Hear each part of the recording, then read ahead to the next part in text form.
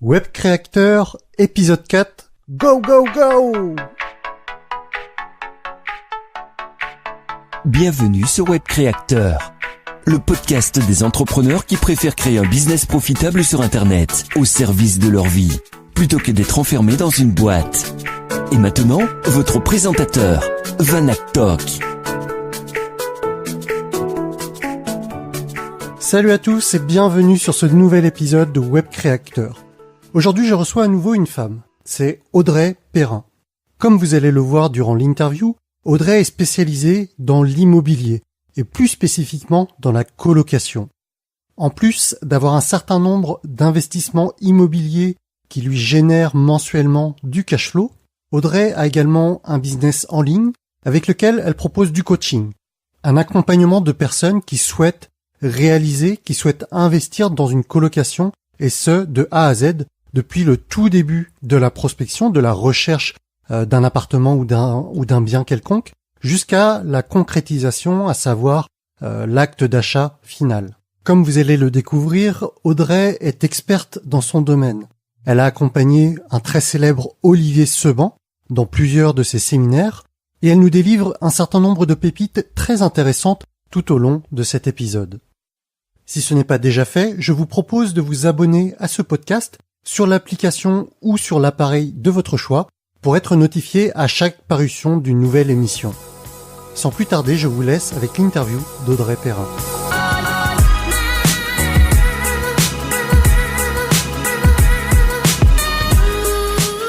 Bonjour Audrey, bienvenue sur ce nouveau podcast Web Créateur.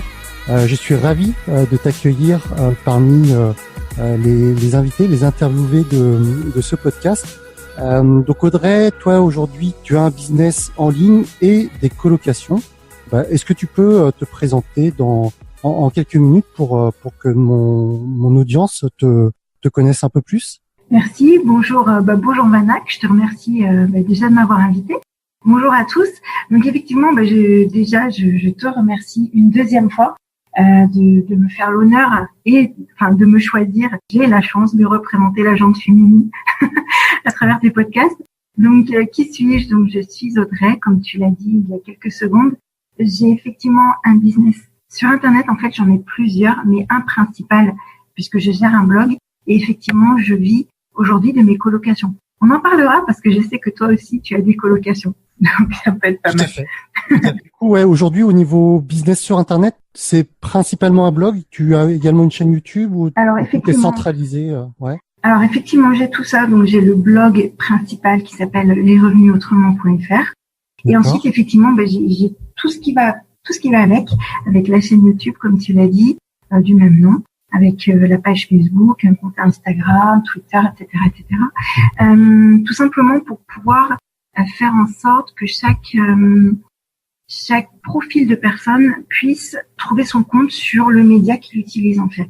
Tu vois, par exemple les personnes qui sont plus habituées à être sur Twitter, eh bien voilà, vont trouver l'information qui sera vraiment parlante sur Twitter, etc. Ceux qui sont sur Facebook, ça va plus être des lives, etc. Tu vois. Alors revenons quand même en arrière avant, on va reparler de tout ça évidemment. Mais donc toi, Audrey, aujourd'hui, tu vis où? Quelle est ton histoire avant cette partie colocation et business sur le web? Est-ce que tu as toujours fait ça ou est-ce que tu as été un jour salarié? Dis-nous tout. Mon Dieu. Alors oui, effectivement, j'ai un jour été salarié. Techniquement, je suis toujours salariée. Là, j'ai pris depuis 11 mois une année sabbatique dans mon travail d'assimilé fonctionnaire. Ce travail-là m'a permis d'obtenir des crédits donc pour acheter des colocations. Et donc les colocations, mes deux premières ont été un point de départ pour après ouvrir le blog et parler de mon expérience. Et donc c'est vrai que le fait d'avoir été salarié, eh bien m'a permis déjà dans un premier temps de me rassurer par rapport à cette fiche de paye qui est extrêmement rassurante parce qu'on sait que tous les X du mois, eh bien on va avoir un salaire de X euros et c'est très très rassurant. Par rapport au fait d'être entrepreneur, qui est différent, par exemple sur l'activité de business en blog et tout ça, où on a des revenus qui peuvent être importants, mais pas de manière récurrente. Enfin, pas aussi récurrente qu'une fiche de paie. Donc ça peut être un petit peu pour les entrepreneurs, un petit peu déstabilisant. Donc là, aujourd'hui, ça fait 11 mois que tu t'es un petit peu détaché via cette année sabbatique. En théorie, t'as encore les deux casquettes à ce jour, c'est ça? Effectivement, les 3 casquettes, propriétaire de coloc, propriétaire effectivement D'un business, de mon site, ouais. effectivement, et effectivement, techniquement encore salarié. Alors, je suis une salariée sans salaire, puisque j'ai pris effectivement une année sabbatique, donc je suis techniquement en congé sans solde.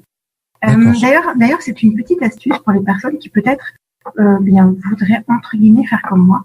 Le fait d'être en congé sans solde, techniquement, vous êtes toujours en CDI, titulaire de votre contrat, et de ce fait, la banque peut vous prêter en fait fictivement.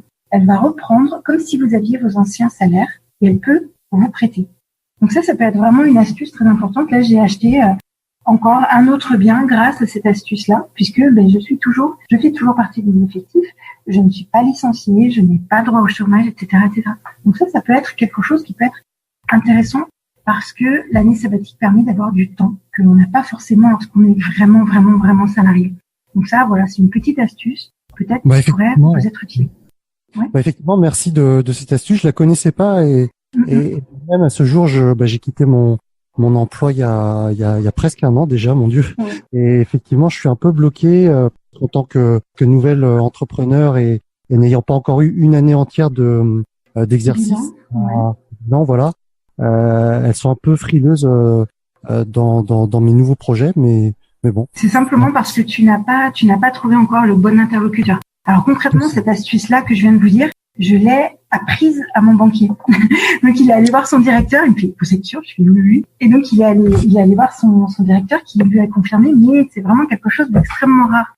Donc c'est vrai que voilà. Donc si tu peux, voilà, si tu es dans le cas où tu peux utiliser cette astuce, vas-y les yeux fermés. Après, bien sûr, c'est comme toujours, il faut vraiment, vraiment, vraiment avoir le bon interlocuteur en face de soi, qui est logique pour tout investissement, que ce soit pour le blog ou l'IMO, parce qu'il y en a qui adorent, par exemple, te financer pour ta résidence principale, mais qui ne connaissent absolument rien en revenu locatif, en investissement locatif. Donc, il faut juste trouver la bonne personne.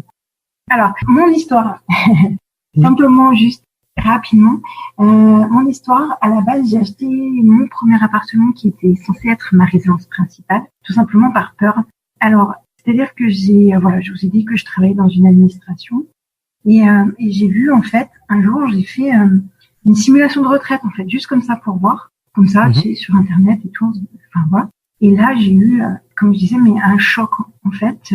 C'est-à-dire que par rapport à l'évolution de mon salaire, eh bien, à la retraite, j'arriverai à une retraite de 1018 €.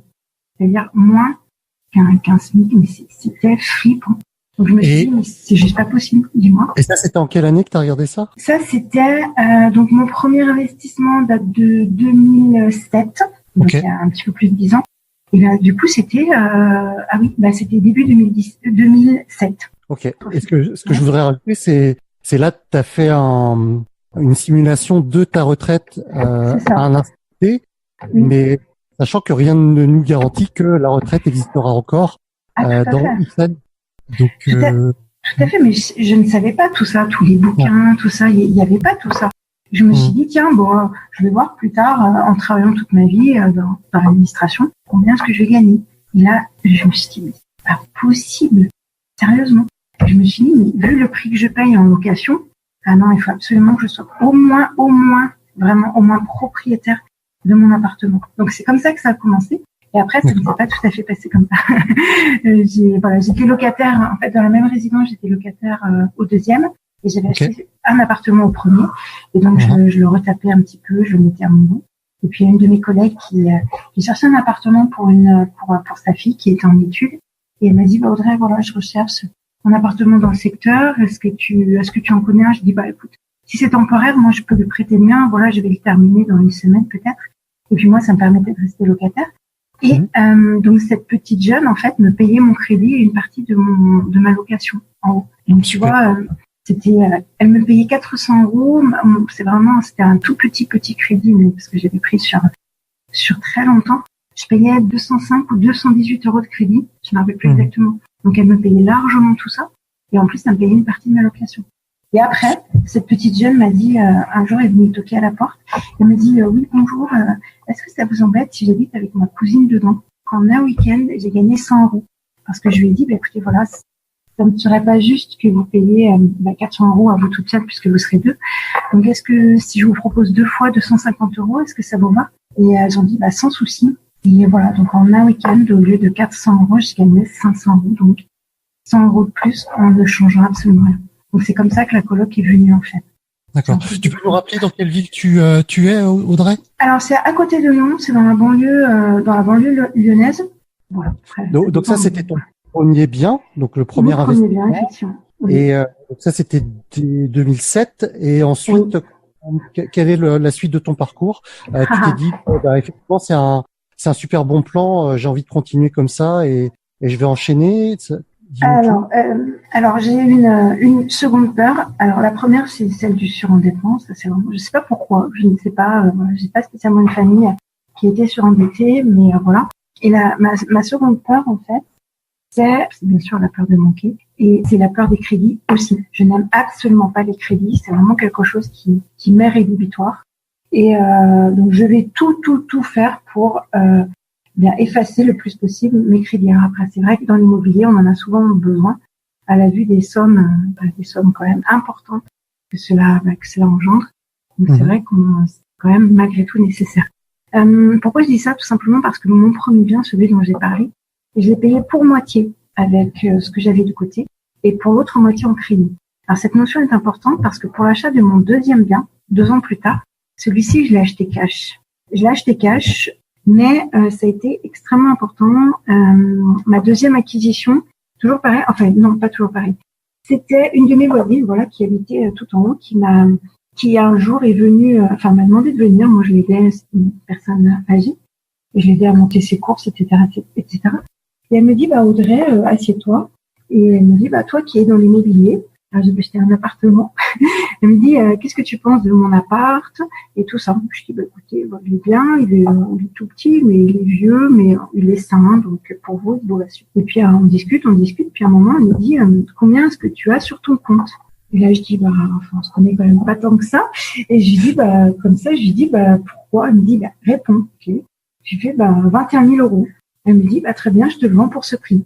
Et là, j'ai eu un moment de recul, je lui fais, mais j'ai pas prévu de l'acheter en fait. Non. Elle me dit si, et en fait elle m'a expliqué pourquoi. Et donc après je l'ai acheté, mais ma petite négociation, vu que j'avais rien d'autre, c'était 21 000 €, frais de notaire inclus. On a topé là, c'était bon. C'était ma deuxième acquisition. Sincèrement, 21 000 €, c'est juste, ça n'existe pas. Même c'est ce que je veux dire. C'est quelle surface? C'est un petit studio? C'est un petit studio, qui était, pas tout à refaire, mais disons que ça faisait 40 ans qu'elle y habitait, elle était propriétaire. Elle n'avait pas d'enfant, en fait. C'est la raison pour laquelle elle me l'a vendu. Tout simplement pour pouvoir donner de l'argent, acheter des meubles à son neveu. Vu qu'elle n'avait pas d'enfant, les frais de succession auraient été trop importants s'il avait hérité de cet appartement-là. Et elle voulait vraiment l'aider tout de suite, puisque c'était tout de suite qu'il en avait besoin pour emménager. Cet appartement-là, en fait, n'était pas spécialement optimisé pour la coloc, parce qu'il y avait des fenêtres que d'un côté, etc., etc. Toutefois, sincèrement, 21 000 €, je pouvais pas passer à côté. C'est un truc de fou. Même si je me suis dit, je vais manger des cacahuètes pendant 5 ans. Voilà. Il y avait juste une condition, comme toujours, c'était qu'elle y restait dedans pendant 5 ans, mais qu'elle ne payait pas de charges. Donc, l'appartement du bas, qui était occupé par les petites jeunes, me permettait de payer. Donc, mon crédit là, mon crédit du premier appartement, plus les charges du premier appartement et également les charges du second appartement. Donc, j'arrivais à l'équilibre, en fait. Ok. Voilà. Et celui-ci, après, forcément, vu que je n'avais pas du tout de crédit, m'a permis, d'avoir des loyers pleins lorsqu'elle est partie plus tard, 5 ans après. Donc ça, c'était deuxième appart? 2 ans après, tout à fait. Et en fait, j'ai fait tellement d'erreurs et puis j'avais tellement peur de l'immobilier que c'est à ce moment-là, à partir de 2010, que j'ai commencé à me former à l'immobilier et vraiment à me former et à me rendre compte qu'on pouvait gagner de l'argent. Et pour moi, toutes les personnes qui parlaient de liberté financière, de tout ça, sincèrement, c'était du flanc. Parce que dans ma famille, dans mes amis, ça n'existe pas, en fait, dans la vraie vie, entre guillemets. Ça n'existe pas. Et pour moi, c'était juste des gens qui, c'était pour faire rêver, ça faisait du bien de faire rêver, mais c'était pas concret, ça n'était pas possible. Et après, j'ai lu énormément de bouquins. Il y en a un en particulier qui m'a énormément inspiré, c'est celui d'Olivier, un de mes mentors, Olivier Seban. C'est Tout le monde mérite d'être riche. Et je me souviens, pour la première fois de ma vie, j'étais sur l'ordinateur d'ailleurs sur lequel je suis en train de te parler. Et c'est la première fois de ma vie que j'achetais quelque chose en ligne. C'est la formation d'Olivier Seban. Et je me souviens avec mon conjoint, ça faisait 100 ans que je parlais d'Olivier Seban. Je lui dis, ah tiens, il y a une formation et en plus il y a un séminaire. Je vais juste prendre la formation. Et lui, pour une fois, a insisté en me disant, attends, on va aller au séminaire. Ça fait très longtemps que tu me rebats les oreilles avec lui. Va le rencontrer, discute avec lui et après, on verra.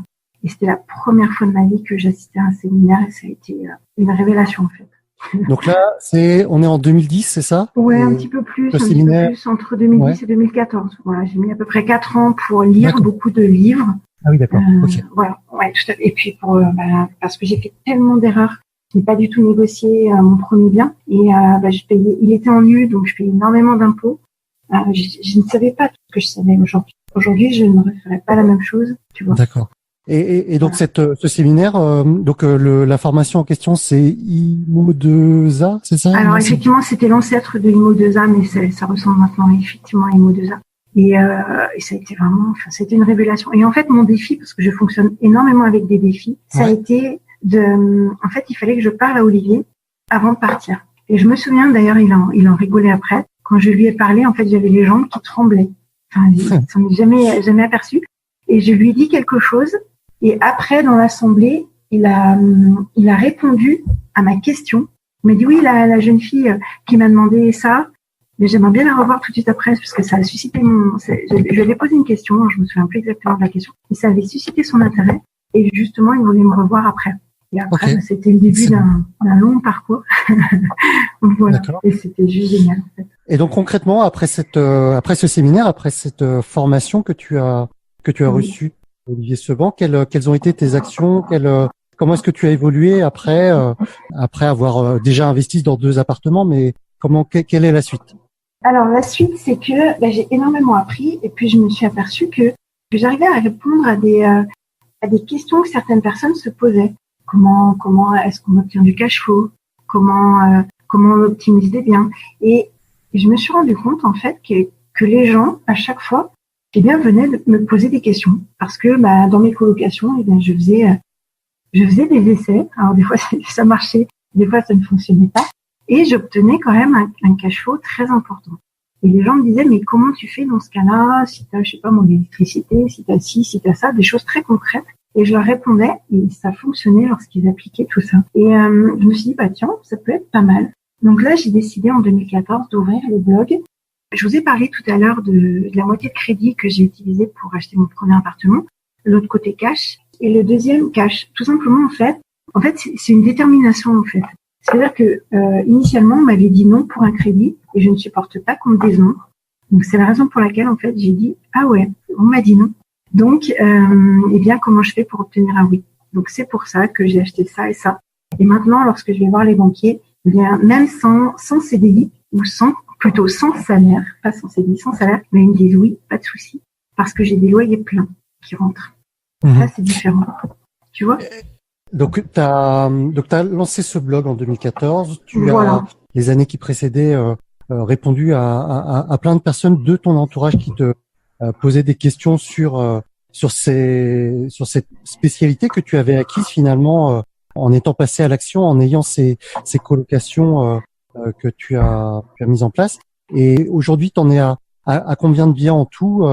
Alors, bien sûr, j'ai continué d'investir. Alors effectivement, je répondais aux questions de mon entourage, mais bizarrement, lorsque, en fait, on est plus écouté lorsque des inconnus nous posent des questions que par les personnes de notre entourage. C'est un peu bizarre, mais voilà. Et en fait, lorsque j'ai pu discuter avec Olivier, on a pris contact, on a gardé contact, et il m'a invité à parler en séminaire. Donc, j'ai parlé devant 50 à 500 personnes. Et ça m'a permis vraiment déjà un petit peu de sortir de ma coquille parce que c'est pas évident non plus et de parler de mon expérience. Et du coup, plein de personnes venaient pour justement, me poser des questions sur la colocation, tout ça. Et j'ai été pendant de nombreuses années Miss Coloc. Et après, tu as tenu pendant plusieurs séminaires, c'est ça? Oui, j'ai dû en faire, je sais pas, environ entre 20 et 30, je dirais, à peu près. Et que ce soit pour Olivier ou pour d'autres personnes, parce que après, ça fait toujours boule de neige. Tu vois, Oui, tout à fait. tu parles avec une personne qui dit, ah, bah, tiens, moi, je vais faire ça. Ah, mais ouais, mais c'est génial. Et tiens, ah, mais oui, il y a encore un business à faire, là. Et c'est juste génial parce que les gens sont super positifs et ça change, entre guillemets, des gens qu'on peut côtoyer au quotidien ou, enfin, voilà, avoir toujours un petit peu la même routine. Donc, en fait, effectivement, c'est pour ça que j'ai décidé de créer le blog en 2014 pour que les gens, eh bien, à chaque fois qu'ils voulaient me contacter, eh ben, que je leur donne une adresse, effectivement, leur dire, bah, écoutez, je vais pas vous donner spécialement mon adresse perso. Par contre, voilà, je viens de créer un blog, posez votre question et je vous répondrai. Super. Donc, effectivement, comme ça, après, il se passait mon adresse, etc., etc. Il y a des personnes, voilà, la semaine dernière, j'ai rencontré une personne, bref, pour mon lancement. Et c'est une personne qui me suit depuis plus de 4 ans. Et elle sait tout. Elle a gardé tous mes emails et tout ça. Donc, ça fait un peu bizarre, mais c'est génial, en fait. Donc, aujourd'hui, pour répondre à ta question, c'est 4 biens au total que je gère en colocation. Donc, ça me fait 9 espaces de vie, 9 colocataires que je gère. Et là, je suis en train d'acheter possiblement encore 2 appartements au coude à coude. Toujours pour de la colo. Et du coup, les 2 premiers que tu avais font encore partie de ton patrimoine? Oui, j'arrive pas à aller. Peut-être un peu sentimental, mais non, je ne veux pas aller. Pour l'instant, moi, on verra, je touche du bois. Je ne veux pas, pour l'instant, m'en séparer. Si je peux faire autrement, voilà. Et après, possiblement, je serai obligée de procéder à un arbitrage en quelque temps. Ce qui est très intéressant, c'est que mon 3e bien, j'ai utilisé la technique, d'ailleurs sur le 4e aussi, j'ai utilisé la technique du différé de 24 mois. Et alors, pendant ces 24 mois, donc j'ai fait faire les travaux qui ont duré à peu près entre 6 et 8 mois, ça dépendait. Et donc, techniquement, dans mon calcul, si ça a duré pendant 6 mois, il me reste 18 mois pendant lesquels le bien sera loué. Et de ce fait, ma mensualité sur mon 3e bien était de 100 euros, de 98 euros, alors que mes revenus, les revenus générés, étaient de plus de 1000 euros, de 1170 euros. Donc, ça me faisait 1000 euros de cash flow à chaque fois. Donc, concrètement, sur 18 mois, ça m'a fait 18 000 euros. Avec ces 18 000 euros-là, un petit peu moins parce qu'après, il y a toujours 2-3 frais. Avec ces 18 000 euros-là, j'ai pu rembourser le solde du crédit de mon premier appartement. Comme j'ai dit, j'aime pas les crédits. Et de ce fait, ça c'est très important parce que ça a baissé mon taux d'endettement. Donc, lorsque je vais voir la banque, il n'y a pas de souci parce que lorsque je dis que j'ai 2 loyers pleins, 2 appartements qui ont des loyers pleins qui viennent tous les mois et que je demande un crédit à 300, 400 euros par mois, bien là, c'est différent. Tu vois, le discours avec le banquier est totalement différent. Tu vois ce que je veux dire? Ouais. Et de ce fait, c'est la technique que je veux faire. Donc, la technique du différé a été très intéressante pour moi. Ça m'a permis aussi tout de suite de me repositionner sur un autre appartement. Avec 18 000 euros, même si tu donnes 10 000 d'un côté, il te reste 8 000. Tu peux voir venir s'il y a une petite galère, si tu as des petites choses à modifier. Et puis, malgré tout, le banquier voit que ton capital, que ce que tu as en épargne augmente. Et de ce fait, il peut te reprêter plus facilement pour un autre bien, voire plusieurs autres biens. Tu vois? Et ça, c'est vraiment génial. Du coup, au niveau fiscal, comment ça se positionne tout ça? Est-ce que tu es en LMNP, donc location meublée non professionnelle? Oui. Comment est-ce que... Oui, tout à fait. Oui, tout à fait. En fait, je suis en LMNP. Tout simplement, parce qu'en fait, pour l'instant, donc je suis en nom propre. Je ne suis pas, même si je suis pacsée, je ne suis pas avec mon conjoint propriétaire des biens. On est pacsé, sous le régime de la séparation de biens, parce qu'il avait son appart et moi aussi, j'en avais 2. Donc effectivement, je suis pour l'instant en LMNP. Alors on verra, là ils sont en train de nous pondre 2-3 petites choses par rapport au LMNP. Pas grave du tout. Il y aura toujours des niches fiscales avantageuses, peut-être un petit peu moins. Mais pour l'instant, tant que perdure le LMNP, je vais rester en LMNP. Après, je passerai en LMP, loueur meublé professionnel, au-delà d'un certain montant. Et puis après, je ferai, comme j'ai dit tout à l'heure, peut-être de l'arbitrage, etc., etc. Quoi qu'il se passe, il vaut mieux faire des choses et peut-être payer un tout petit peu plus d'impôts, mais avoir de la marge, que de ne rien faire du tout parce que le temps passe. Et plus on avance dans le temps, et moins les banques peuvent nous prêter de l'argent. Et si elles ne nous prêtent pas, bien on ne peut pas acheter autre chose, ou c'est un petit peu plus compliqué. Enfin, faut avoir affaire à des subterfuges particuliers, mais tu vois, c'est voilà. Donc pour ma petite expérience, pour ma petite histoire à moi par rapport à mes investissements, donc j'ai également 2 colocations à Rennes. Donc j'ai un T4 et un T5. Dans le premier, donc je l'ai acheté en 2012. On a 3 colocataires et puis dans le deuxième, c'est un T5, 5 chambres louées et pas de salon. Et à chaque fois, donc ce sont des colocations étudiantes sur Rennes. Rennes, voilà, c'est une ville qui est très importante, donc c'est top par rapport à ça. Et voilà, j'ai l'envie en tout cas de multiplier ces investissements. Le premier a été fait en 2012, le deuxième en 2016. Et en fait, 2016, ça a été aussi le démarrage de prendre sa vie en main. Ça a été cumuler le salariat, le fait de créer ma chaîne YouTube et tout ce business sur Internet. Donc forcément, on peut pas tout faire d'un coup.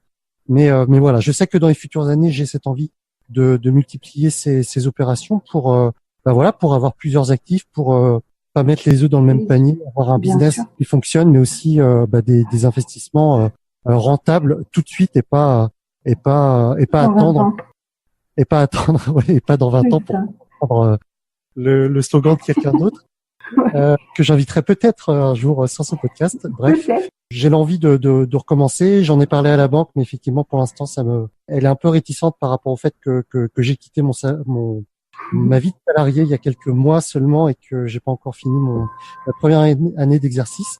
Mais voilà, je ne désespère pas, ça arrivera dans les prochains mois sans aucun doute. Je voulais dire simplement par rapport peut-être aux auditeurs qui voudraient peut-être se lancer dans la coloc que c'est hyper rassurant par rapport aux banquiers. Tout simplement parce que les banquiers sont des gestionnaires de risques. C'est-à-dire qu'ils sont là non pas pour pallier à vos risques à vous. Alors certes, il y a les 33% d'endettement, mais ça, bon, voilà. Par contre, ils sont là pour pallier aux risques pris par la banque lorsqu'ils vous prêtent de l'argent. Et le fait de louer à plusieurs personnes, à plusieurs, entre guillemets, entités différentes, un seul bien, c'est hyper rassurant par rapport aux banquiers. C'est-à-dire que vous n'êtes plus tributaire d'un seul locataire, ou d'une famille, etc. Vous êtes, entre guillemets, vous divisez les risques.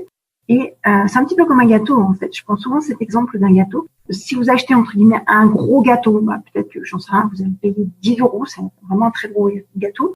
Et si vous le divisez par parts et que vous vendez chacune des parts, au final, toutes ces parts, les sommes de l'argent généré, les sommes cumulées, représentent plus que ces 10 € d'achat du gros gâteau. En fait, c'est la même chose en colocation. C'est-à-dire que vous allez diviser les risques par personne. Et puis en plus, possiblement, il y a un garant par personne. Et en plus, vous allez, au final, louer plus cher que si vous louiez l'ensemble de l'appartement à une seule personne, voire à l'ensemble d'une famille, à une famille. Moi, je partage complètement ce que tu dis, effectivement, par rapport à un de mes apparts là que j'ai. Si je louais le premier, le T4 par exemple, un appart qui fait 76 mètres carrés sur Rennes, peut-être le louer 600, 700 €. Voilà. Peut-être. J'ai fait le choix de garder un salon, une pièce commune, et du coup, ça fait 3 fois 360 grosso modo. Par rapport au banquier, au lieu d'avoir un risque d'impayé d'une famille, comme tu l'as évoqué, finalement, c'est comme si j'avais 3 biens différents. Le risque d'impayé sur 3 personnes différentes est beaucoup moindre qu'une seule famille. Enfin, en fait, il faut 2 chambres pour pallier à un loyer, et ta 3e chambre, en fait, représente ton cash flow. Alors que ton bien, fondamentalement, est le même. Les frais notaires sont les mêmes, les travaux engendrés ont été quasiment les mêmes. Il y a juste peut-être les meubles, qui ont été achetés. Mais sincèrement, t'imagines, à 300 € de cash flow, mais c'est énorme par rapport à un salaire. Et puis, ça, possiblement, représente aussi une autre mensualité pour un autre bien. Donc, tu peux aller vachement plus vite avec ça. Donc, du coup, quelle est la vraie vision de ton côté? Est-ce que effectivement tu veux aller vers la multiplication de biens, ou est-ce qu'au contraire tu as acquis une certaine expérience là-dessus, et par contre tu voudrais plus t'orienter vers le conseil d'autres personnes en ligne pour comme tu l'as fait dans les différents séminaires d'Olivier Seban, quelle est ta stratégie, ton ambition à venir? Alors, je suis une personne de terrain, donc ma fiche de paye, en fait, aujourd'hui, sont mes colocations, d'accord? Le blog aussi, mais ce sont principalement mes colocations qui me donnent à manger. Donc, je veux, je te l'ai dit tout à l'heure, là, j'ai 2 appartements qui sont un petit peu sur le feu, on va voir si ça va aboutir ou pas. Donc, je veux vraiment encore multiplier les appartements en colocation, parce que, en fait, c'est devenu pas mon quotidien, mais je connais tellement tous les rouages que pour l'instant, entre guillemets, je n'ai pas envie de me mettre en danger sur, la location pour durée, sur des immeubles, des choses comme ça, parce que je connais tellement la coloc, je sais tellement comment ça fonctionne, que quelque part, c'est facile de dire, ça c'est bon, tac, tac. Dès que je vais dans un endroit, je sais exactement si le bien serait optimisé en coloc ou pas. je donne déjà, pour répondre à ta question, des conseils à des investisseurs. En fait, j'ai sorti une formation qui fonctionne depuis 4 ans maintenant, oui c'est ça, puisque nous sommes mi 2018, en septembre. Donc depuis plus de 4 ans, j'ai sorti effectivement une formation sur la coloc. Au départ, c'était juste une information et après, c'est devenu une formation. Et là, je sais pas si je peux en parler. Donc, je conseille les gens sur comment optimiser leur colocation, comment les trouver si c'est leur première colocation, comment franchir le pas, parce que c'est vraiment pas évident. On n'a pas du tout on ne sait pas gérer, je sais pas, moi, 100 000, 200 000 euros. On ne nous a pas appris à gérer ce genre de somme à l'école ou avec nos parents. Donc, c'est pas évident. Et là, en fait, c'est un mode d'emploi. Donc, on dit, petit A, on fait ça, petit 2, on fait ça. Et en suivant le mode d'emploi, c'est un petit peu comme une recette, eh bien, on obtient des résultats. Et effectivement, j'ai conseillé aussi, là, j'en suis à 358 personnes que j'ai aidé à obtenir leur colocation et surtout à obtenir du cash flow dans leur colocation. Donc maintenant, voilà, c'est tout ce qui va avec. Il y a une personne l'autre jour qui m'a envoyé un message en me disant, ça y est, Audrey, on a eu notre deuxième enfant parce que l'argent généré grâce à la coloc m'a permis d'avoir un 80%. Et après, nous, ça nous a permis de vivre un peu plus. Et ça, c'est juste génial. Là, on parle d'argent, mais on parle aussi de l'impact que ça donne sur la vie. Sur la famille, mais surtout, sur le stress, sur les transports, mais on est zen, on fait juste ce qu'on a envie de faire, un 80%, mais c'est le saint graal pour cette personne qui travaille énormément, qui est en région parisienne, qui passait plus de, je sais plus si c'est 2h30 aller et idem retour dans les transports pour aller à son travail, mais c'est catastrophique. C'est puis après, il y a des changements de chef, tu ne sais pas si tu t'entends bien avec ton chef, est-ce que demain, ce sera la même chose ou pas. Moi, j'ai eu le cas, donc c'est un peu catastrophique. Là, ça nous permet d'avoir le choix. Donc effectivement, j'ai sorti une formation qui, sincèrement, je crois que je peux pas faire plus au niveau de l'accompagnement également de A à Z. Il y a un truc que j'aime bien, c'est vraiment discuter avec les gens. C'est vraiment quelque chose que j'adore faire. J'aime voir leur réalisation. J'aime, je sais pas, me déplacer, faire un Skype, faire tout ça. J'adore voir ça. Là, tu vois, il y en a plein qui m'envoient des photos, qui me disent, Audrey, qu'est-ce que t'en penses de ça, et tout ça. Alors, je dis, là, habille le lit, ou mets une touche de rouge, ou des choses comme ça.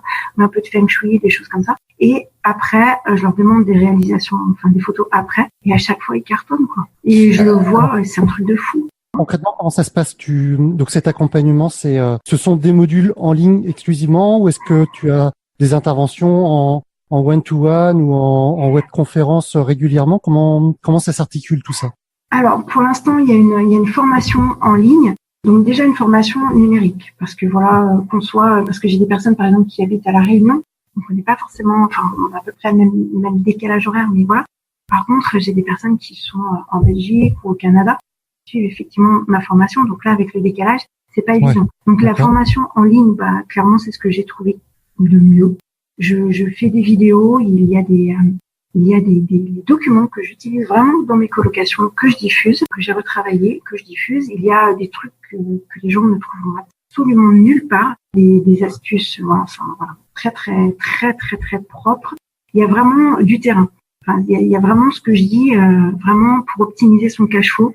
C'est vraiment du terrain. Et je donne énormément de contenu. Pour l'instant, il y a 20 modules. Dans quelques jours, dans quelques semaines, il y en aura 30. Là, mon équipe et moi, on est en train de travailler sur 10 nouveaux modules qui sont exceptionnels. Mais également, c'est ce que je disais, j'adore les gens, j'aime les accompagner. Donc, lorsque les gens prennent ma formation, je leur propose toujours, après avoir visionné la formation quand même, une séance de coaching, donc effectivement one-to-one, donc par Skype, par téléphone, comme ils veulent, plus un suivi de projet, plus une réponse aux emails illimités. Donc voilà, après pour les webinaires, ça va venir incessamment sous peu. Et voilà, mais déjà dans un premier temps, entre guillemets, alors, voilà, tu vas comprendre, mais entre guillemets, ils m'ont, entre guillemets, pour eux, sur une séance complète, pendant, je sais pas, 1 heure, 2 heures, ils vont pouvoir vraiment parler de leur projet. À chaque fois, j'envoie un questionnaire spécial où je demande, qu'ils me donnent des photos, quels sont leurs objectifs, tout ça. Je fais une étude en amont et 2-3 jours après, je reprends contact avec la personne. On se cale un rendez-vous, on se fixe un jour et un horaire et effectivement, on fait cette séance de coaching-là. Et après, effectivement, les emails illimités, c'est bien. Et puis surtout, le suivi de projet. Mon but, c'est pas uniquement, de vendre une formation. Clairement, je sais faire. Ça n'a rien changé pour moi.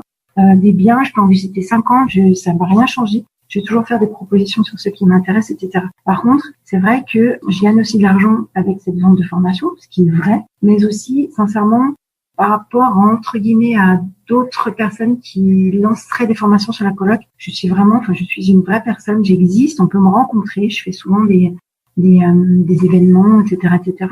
Je suis quelqu'un d'extrêmement accessible, donc les gens, j'adore les gens, donc voilà. Ça, c'est vraiment quelque chose que je veux encore garder le plus possible, même si l'activité va grossir énormément. Dans quelques temps, je veux vraiment garder le plus possible la proximité avec les gens, des gens comme toi et moi. Ce que j'aime le plus, c'est vraiment accompagner les gens dans leur réalisation de but.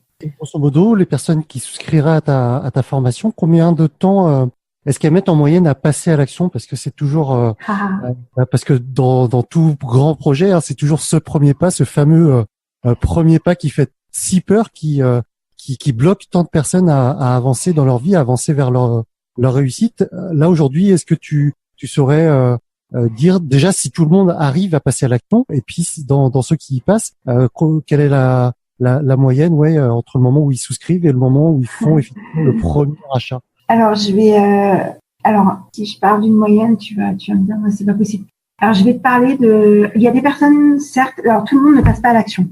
Il y a des personnes qui s'autorisent, comment dirais-je, à préparer leur futur. Je m'explique. Les personnes vont acheter des formations en se disant, si un jour j'en ai besoin, j'ai une formation, je saurai comment faire. Donc, je pourrais l'appliquer à ce moment-là. Ma vie, quelque part, me va bien parce que je ne vais pas changer mes habitudes. Mais au cas où, j'ai cette formation d'une valeur de X qui va me permettre de passer à l'action si j'ai envie d'investir dans la coloc, dans la location courte durée, etc., etc. Donc, ces personnes-là ne passent pas à l'action. Il y a également des personnes qui veulent tout contrôler. Alors, je suis un petit peu comme ça. Mais en fait, c'est pas comme ça que ça se passe. Je vais donner une astuce pour les personnes qui veulent tout contrôler. Alors, moi, je voudrais bien contrôler qui va venir dans ma coloc. Je voudrais bien que les gens ne fument pas. Je voudrais bien qu'il n'y ait pas de chien. Je voudrais bien qu'il y ait tout ça. Mais en fait, on peut pas empêcher les gens de vivre dans la colocation. On peut suggérer avec, par exemple, des chartes, mais on ne peut pas dire le règlement, c'est ça. C'est pas tout à fait comme ça. C'est juste une question de nuance. On ne peut pas dire, ah non, vous n'avez pas le droit. Alors, ils sont chez eux. Ils payent un loyer, donc ils sont chez eux. Par contre, en fait, il y a toujours à peu près 20% d'inconnus. C'est-à-dire que si vous, sur un projet, votre projet représente 100%, mais que vous contrôlez 80%, dites-vous que dans votre prise de contrôle, il y aura 20% que vous ne pourrez pas contrôler. Donc, ces 20%-là, vous les mettez, entre guillemets, en argent. Pourquoi je dis ça? C'est-à-dire que sur les 1000 euros, par exemple, de loyer que je génère pour la 3e coloc, eh bien, je mets toujours 20% de ces 1000 euros-là sur un compte qui part de côté. Ça, c'est mon côté prudent. Donc, au cas où, je sais pas, j'ai un petit changement, un tuyau qui a percé, un truc comme ça, mais je peux prendre dans cette cagnotte. Je m'en fiche. J'ai pas besoin, voilà. C'est hyper rassurant. Donc, ça, c'est vraiment, je trouve quelque chose d'important. Et la personne dont je voulais parler, en fait, c'est l'un de mes élèves, il s'appelle Rémi, il est étonnant. Il a acheté la formation et 15 jours, il a trouvé, en fait, il a mandaté quelqu'un pour lui trouver son appartement et en une semaine, il avait trouvé l'appartement idéal. Ah oui. Donc, en même pas 3 semaines, donc 2 semaines il avait regardé. Donc, il a étudié la formation. Après, il s'est donné un délai de 2 semaines. Et ensuite, en une semaine, il a trouvé son bien idéal. Et aujourd'hui, ce bien-là lui rapporte énormément de cash flow. En une semaine, il a trouvé son bien idéal. C'est le champion du monde de ta formation. Ah ouais, là, franchement, ouais, non. C'est même pas le champion du monde. C'est le champion du monde de vitesse, de rapidité pour trouver son bien.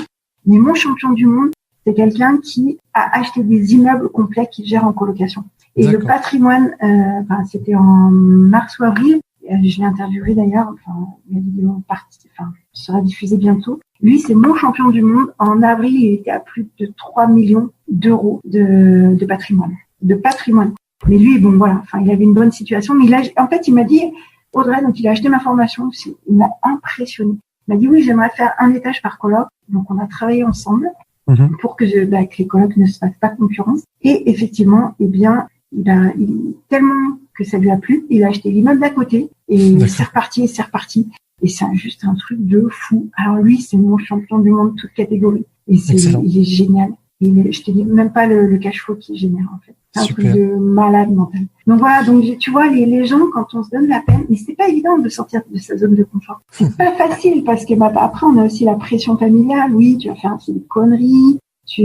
voilà, t'as un métier, normalement, il y en a plein qui cherchent du boulot. Enfin, tu vois, tout ça, là. Il y a toujours des freins, des choses, parce que notre famille aussi a peur pour nous. Je suis clairement dans le cas que tu. Eh ben oui, c'est bien pour ça que je le dis.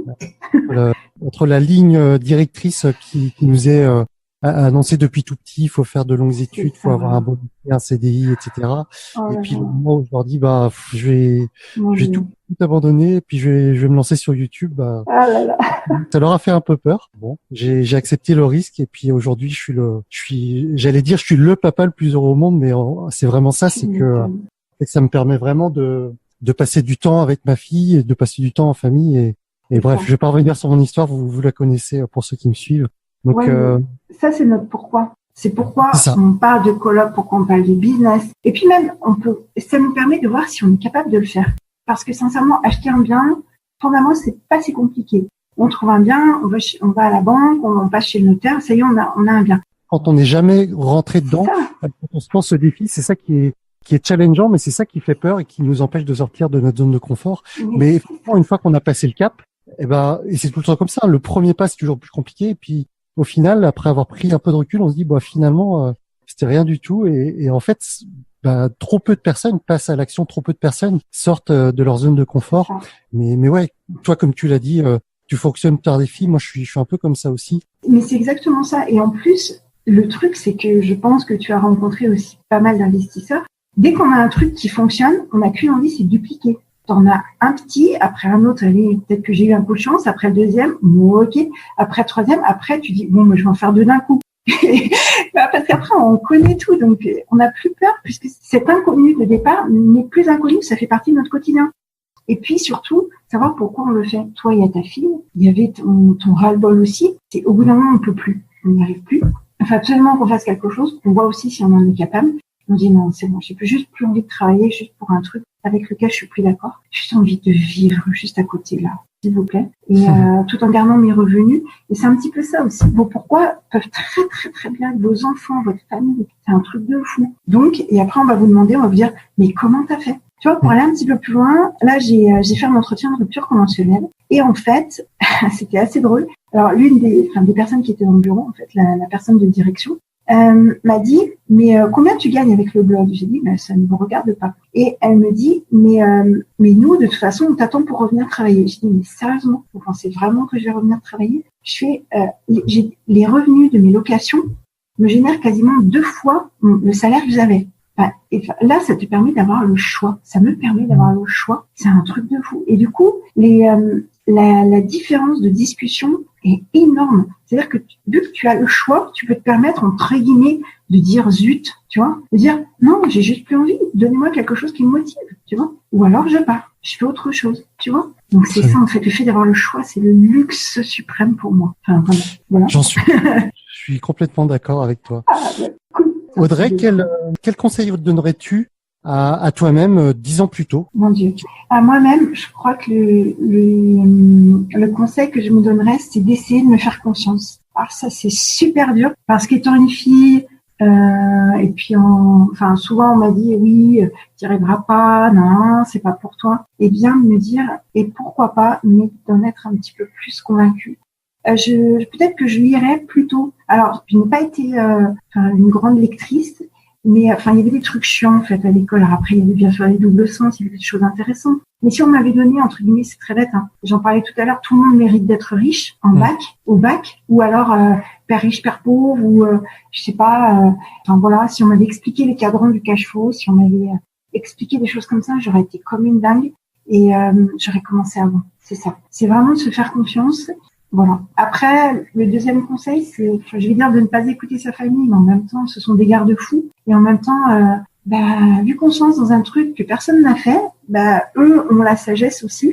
Et on se dit, si je fais une bêtise, donc il ne faut surtout pas que j'entende le fameux « je te l'avais bien dit ». Donc je fais tout pour ne pas avoir ce « je te l'avais bien dit, tu t'es planté, je te l'avais bien dit ». Donc je fais tout pour que ça fonctionne. En fait. Voilà. La famille, ils ont ce rôle de protecteur, entre guillemets, mais parfois ça vous empêche d'avancer et ça peut être, j'ai pas envie de dire néfaste, mais si vous avez l'intime conviction que ce vers quoi vous êtes destiné, de par votre éducation, de par ce que vous a toujours enseigné votre famille, si vous êtes persuadé que ça vous convient pas, ben effectivement à un moment donné va falloir prendre son courage à deux mains et puis affronter ça de face et puis tout simplement avancer dans la direction que vous voulez. Et la plus belle récompense, c'est une fois que vous avez commencé à atteindre les premiers signes de réussite que vous étiez fixés.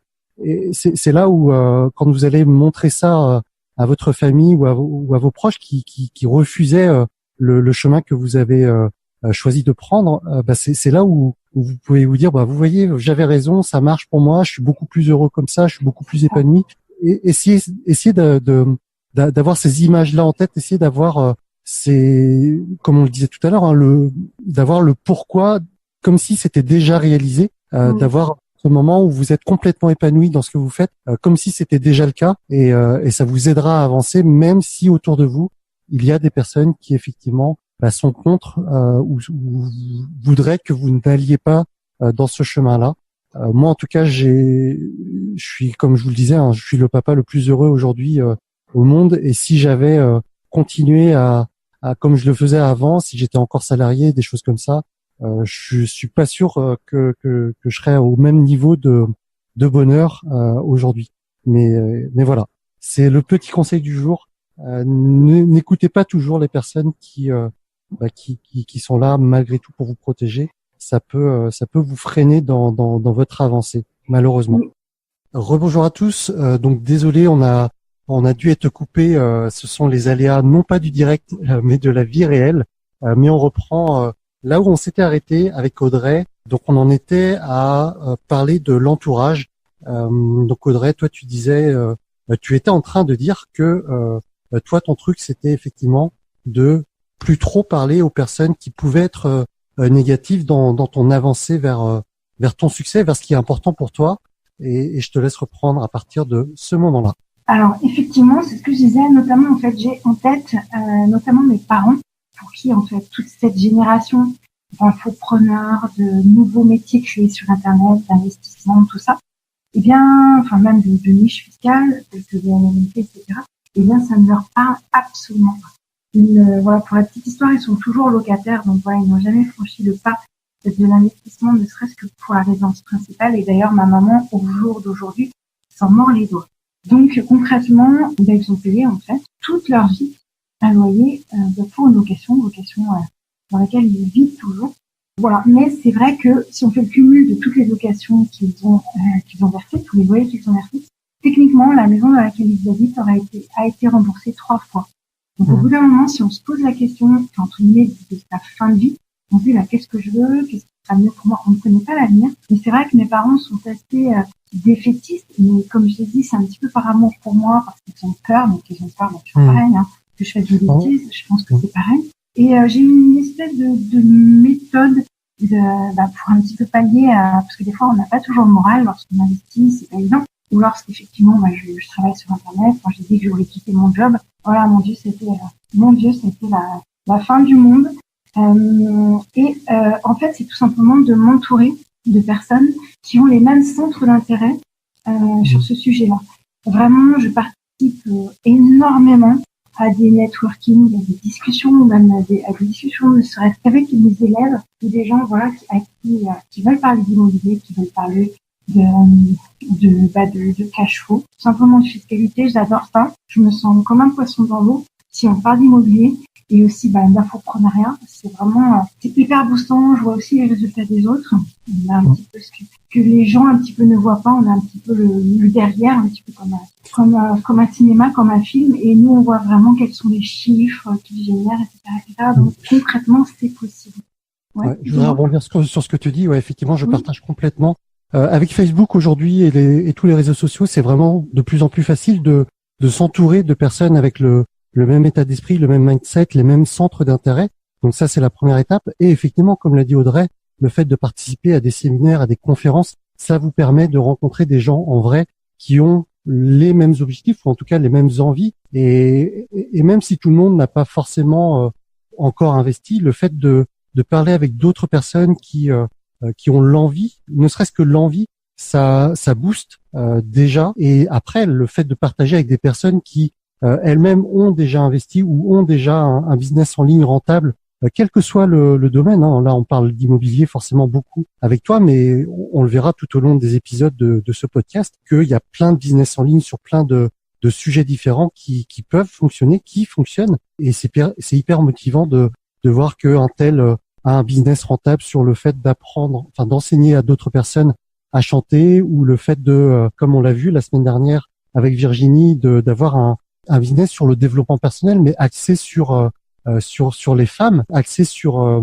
l'épanouissement énergétique de la femme. C'est ce que Virginie nous avait présenté la semaine dernière. Enfin voilà, on a une multitude de profils possibles dans les business en ligne. Même en termes d'investissement, on a des multitudes d'investissements possibles. On le voit aujourd'hui avec Audrey au travers de la colocation. Elle a parlé de certains de ses élèves qui avaient investi dans des immeubles. On peut faire de la location courte durée, du Airbnb, etc. Il y a vraiment des niches différentes et le parcours d'Audrey, spécialisé dans la colocation, est quelque chose de super inspirant. Et pour tout cela, enfin pour tout le partage que tu nous as apporté, je te remercie énormément, Audrey. Je voudrais revenir sur un point, sur ton histoire, Audrey. Comment s'est passée la transition entre le moment où voilà, tu découvres un petit peu tout ce monde du web entrepreneuriat et le moment où tu te dis bon, ça y est, je crée mon blog et je commence à monétiser ce blog-là. Comment est-ce que ça s'est passé techniquement? Est-ce que tu étais à l'aise avec tous ces aspects, ou est-ce que tu t'es entouré et tu as eu de l'aide qui t'a été précieuse, ou est-ce que tu as été formé? Raconte-nous comment ça s'est passé ce passage-là. Alors, déjà, lorsque j'ai souhaité créer mon blog, c'était déjà avant tout un défi. C'est-à-dire que pour la première fois depuis longtemps, j'allais au bout d'un projet. Parce que souvent, eh bien, j'aime l'excitation du projet, mais je ne vais jamais vraiment au bout. Et là, en l'occurrence, le blog, eh bien, ça fait 4 ans que je m'y tiens et que j'adore ça. Et même si parfois on a des petits coups de mou, le fait de recevoir eh bien, des emails encourageants, eh bien, ça nous oblige, ça m'oblige en tout cas pour ma part, eh bien, à aller beaucoup plus loin ou à faire des choses que je n'aurais jamais, entre guillemets, moi, Audrey, eh bien, faites, si ce n'est pour mes abonnés. Par exemple, jamais, si mes abonnés me disent, écoute, Audrey, est-ce que tu pourrais interviewer telle personne? Moi, par rapport à mon caractère, je n'aurais jamais osé interviewer. Alors, j'ai notamment, par exemple, en tête Gilles Grimm, qui pour moi est vraiment un grand monsieur de l'immobilier. Enfin, il m'impressionne énormément. Et j'ai eu l'occasion de le rencontrer, de discuter avec lui, et il participe à mon lancement, etc. Et c'est vraiment quelqu'un que je n'aurais jamais osé, aborder si on ne l'avait pas un petit peu forcé ou suggéré. Et en fait, par rapport au business, je me suis énormément entourée d'infopreneurs, et puis je voyais que tout le monde avait un petit peu son blog et tout ça. Et je me suis dit, si tout le monde l'a, je ne vois pas pourquoi, je suis pas entre guillemets plus bête qu'une autre, et je ne vois pas pourquoi est-ce que moi j'y arriverais pas non plus. Donc c'était un petit défi perso, comme on parlait des défis tout à l'heure. Je me suis dit bon, ok. Alors j'ai de la chance dans mon parcours d'avoir un conjoint qui est informaticien, mais donc il m'a dit écoute, si je te fais le début du blog, il va falloir que tu te formes, parce que moi je ne veux pas me créer un travail supplémentaire. Et je ne savais pas du tout où je mettais les pieds, je ne savais pas du tout que ça allait représenter un tel travail. Et ensuite, par la suite, à chaque fois, j'ai eu la chance d'avoir des gens qui étaient un petit peu plus avancés que moi et qui me faisaient des Skype en me disant, tu vois, là, par exemple, ça sert à ça. Ou un plugin, par exemple, ça sert à ça. Un plugin. Donc, en fait, ils m'ont expliqué. Et puis, par la suite, je me suis formée. J'ai découvert certaines formations avec des formateurs qui me plaisaient bien, en fait. Voilà, donc ça dépend aussi, toujours pareil, du formateur. Est-ce que tu peux en citer quelques-uns, si ça t'embête pas? Ah non, pas du tout. Alors, je savais pas si j'ai le droit. En fait, c'est notamment Théophile Hélier. D'accord. Si tu le connais. C'est un petit jeune, en fait, dont j'admire énormément le parcours. J'ai eu la chance de le rencontrer il y a très peu de temps. Parce qu'il investit aussi dans l'immobilier. Voilà, donc au cours d'un séminaire immobilier, on a bien discuté. Et je suis très admirative de son parcours. Et je trouve qu'il explique les choses très simplement. Tu vois, que ce soit dans des vidéos, il explique vraiment le parcours par lequel il est passé. J'aime beaucoup, je m'identifie peut-être, même s'il est beaucoup plus jeune que moi. J'admire vraiment son parcours, sa détermination, et je trouve ça génial. Donc il a vraiment une formation qui décrit concrètement, de A à Z, comment il faut faire. Donc, voilà. Donc, on est devant l'écran. Est-ce que c'est la formation MindStep ou est-ce que c'était une formation qu'il avait faite antérieurement? Antérieurement, ouais, c'était une formation un petit peu plus ancienne. Et après, toujours pareil, tu peux rajouter des Excel en fonction du niveau, entre guillemets, où tu es. Donc, il y a vraiment débutant. Moi, j'avais pris vraiment débutant pour savoir si j'avais fait les bonnes choses. Et puis, bien sûr, la formation la meilleure dans le domaine pour moi, et puis je vois vraiment par rapport à mes collègues infopreneurs, c'est vraiment celle d'Olivier Roland, c'est Blogueur Pro, mais c'est un mastodonte, et clairement, il faut vraiment plusieurs mois pour arriver au bout de cette formation. Quoi qu'il en soit, il n'est pas nécessaire d'aller au bout de cette formation pour directement pouvoir monétiser son blog. Et donc, effectivement, j'ai aussi Blogueur Pro, mais c'est vrai que un Blogueur Pro, c'est vraiment quelque chose qui est beaucoup plus cher que la formation de Théophile Hélier. Donc après, c'est vrai que quand on commence, on ne sait pas trop. Celle de Blogueur Pro, si on parle d'argent, elle est à plus de 2 000 €. Et celle que j'avais achetée de Théophile était à 200 et quelques euros. Donc tu vois, c'est quand même une sacrée différence. Et c'est vrai que pour commencer, celle de Théophile, c'est très bien. Mais par contre, si on veut vraiment bloguer et en faire son métier, eh bien effectivement, celle d'Olivier Roland est un complément de fou. Vraiment, pour moi, c'est vraiment une des meilleures qui soit sur le marché. Celle de Théo aussi, mais voilà. Dis-moi. J'allais dire, merci pour ce partage. Je suis également élève Blogueur Pro. Voilà. J'aurais un plaisir, si Olivier tu m'entends, je t'accueillerai avec plaisir sur ce podcast. Et en fait, Théophile, je l'ai croisé à un séminaire. Et effectivement, aujourd'hui, il a, si je me trompe pas, réalisé une autre formation un peu plus complète, sûrement un peu plus complète que celle à laquelle tu as assisté, qui s'appelle MindStep et qui est également aux alentours de 2 000 € aujourd'hui. Mais dans tous les cas, il y a des tas de formations très intéressantes, très enrichissantes, et je partage ton avis pour Blogueur Pro. En tout cas, ça reste il y a du niveau. Ouais, franchement. Mais après, c'est vrai que voilà, ça dépend du budget. Je sais que Théophile fait aussi parfois parce que cette cible, malgré tout, il faut qu'il soit en cohésion avec sa cible. Cette cible reste des jeunes, donc des entrepreneurs qui, malgré tout, n'ont pas beaucoup d'argent. On débute tous, on a tous débuté un jour. Et puis, sincèrement, déjà, quand on commence, quand on ne connaît rien du tout à l'infopreneuriat, et qu'on vous dit, ça y est, tout de suite, il faut sortir des 1 000 €, on se dit, qui est cette personne? On se renseigne, on cherche, etc., etc. Mais c'est vrai que 2 000 €, c'est pas évident à sortir lorsqu'on ne connaît absolument rien. Ah ouais, complètement.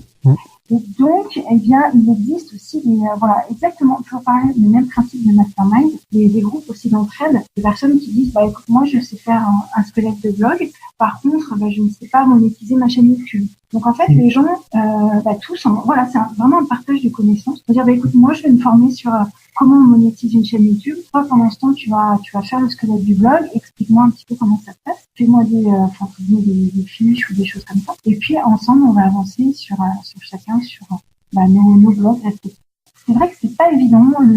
Tu sais le travail qu'il y a derrière. Alors toi, bien évidemment, tu utilisais le logiciel, etc., mais il y a un travail titanesque derrière de script. On voit toujours que la partie visible de l'iceberg et effectivement tout ce qui est en dessous de l'eau, on s'en rend jamais compte. Mais quand je dis aux personnes que pour une vidéo de 5 minutes sur ma chaîne YouTube, il y a une petite dizaine d'heures, voire plus, de travail derrière. Les gens ont du mal à me croire, mais pourtant c'est vrai. Et le blogging, c'est pareil. On voit la vitrine, mais derrière il y a tout le back office qui est très long à mettre en place. Et effectivement, c'est un travail titanesque, comme tu le dis. Et c'est pour ça que finalement adhérer à des formations comme ça, effectivement, ça a un coût au début, certes, mais si on vous montre la voie qu'il faut adopter pour atteindre les objectifs que vous voulez, vous perdrez beaucoup moins de temps, beaucoup moins d'énergie à essayer de chercher par vous-même et puis finalement vous planter dans la majorité du temps. Et voilà, s'inspirer de personnes qui ont déjà réussi, c'est toujours le plus facile, le chemin le plus simple. Donc toujours s'entourer de bonnes personnes au travers de mastermind ou au travers de formations qui effectivement à un moment donné sont payantes, mais qui apportent leur lot de raccourcis et voilà, c'est toujours bénéfique. Également, je voulais revenir en fait sur la monétisation. Il y a un truc qui est absolument génial, que ce soit, en fait, je fais le parallèle entre l'immobilier et Internet et l'entrepreneuriat. Tout peut s'automatiser. C'est-à-dire que concrètement, vous allez faire une fois le travail et vous pouvez l'automatiser. Alors que concrètement, lorsque vous êtes vraiment physiquement à votre travail, il est très difficile d'automatiser.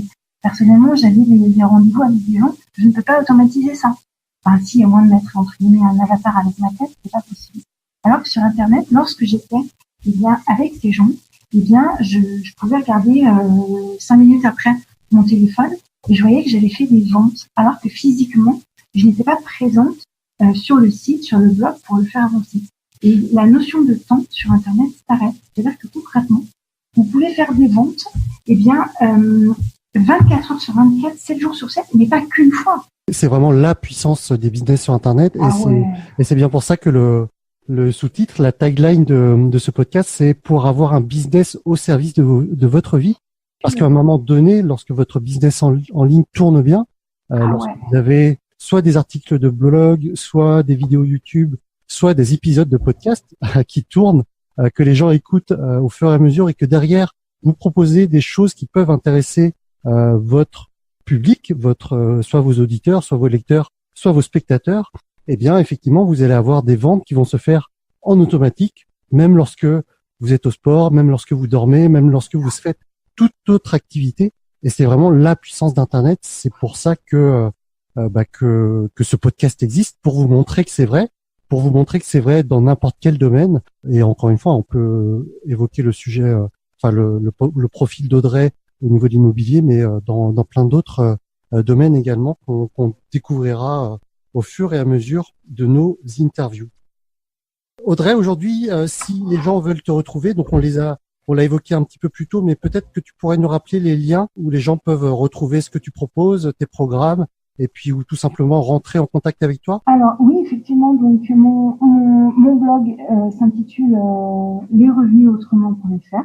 Donc avec des tirets entre les revenus. Avec des tirets. Mais même si vous tapez directement dans Google les revenus autrement, avec des espaces, vous allez me retrouver. Donc effectivement, que ce soit sur Facebook ou sur YouTube, sur Twitter, ce sera l'acronyme LRA, donc les revenus autrement. Voilà. Donc LRA. Très bien Audrey, je te remercie infiniment d'avoir été présente pour cette interview. Je mettrai comme d'habitude tous les liens de ce dont on a parlé durant cette interview dans la page dédiée de ce podcast. Encore une fois, merci Audrey. J'aurai un plaisir de te retrouver peut-être dans un futur séminaire. C'était très enrichissant tout ce partage qu'on a eu ensemble. Merci beaucoup. J'espère que ça aura plu à tes auditeurs. Ça marche. Allez, à très bientôt. Merci. Au revoir. Au revoir, Daniel. Au revoir.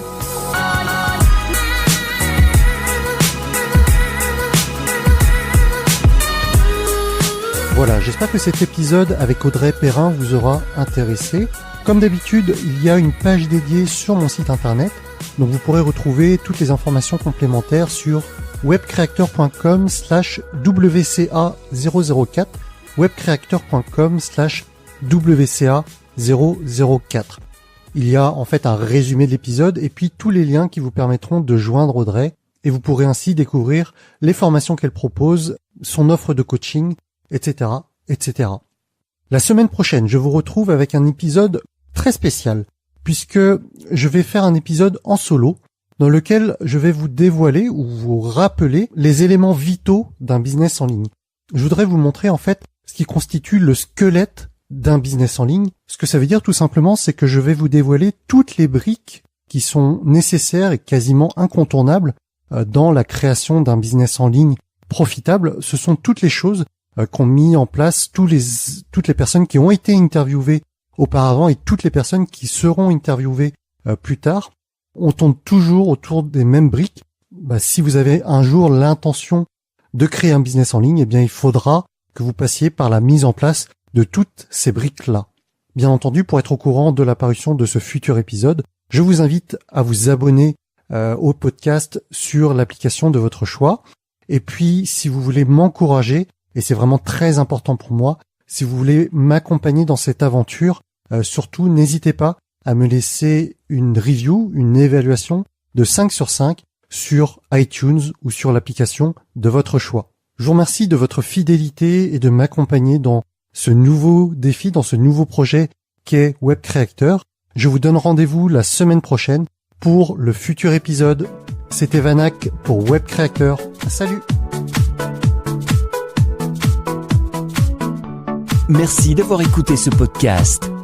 Retrouvez toutes les informations complémentaires sur webcreator.com.